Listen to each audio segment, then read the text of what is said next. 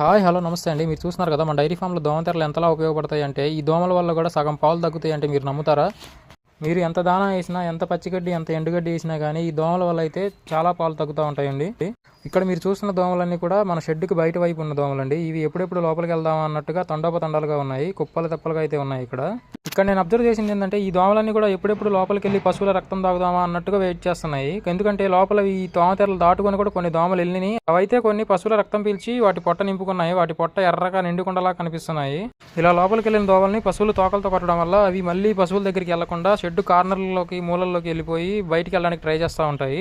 ఇంకపోతే ఈ దోమలతో పాటు ఈగలు కూడా అప్పుడప్పుడు దాడి చేస్తూ ఉంటాయి. ఈ ఈగలు వచ్చేసరికి ఎండాకాలం ఎక్కువగా దాడి చేస్తూ ఉంటాయి. ఎండాకాలం మొదటి నుంచి ఎండాకాలం చివరి వరకు కూడా ఈగల బాధ, తర్వాత వర్షాకాలం స్టార్ట్ అవ్వగానే ఈ దోమల బాధ ఉంటుంది.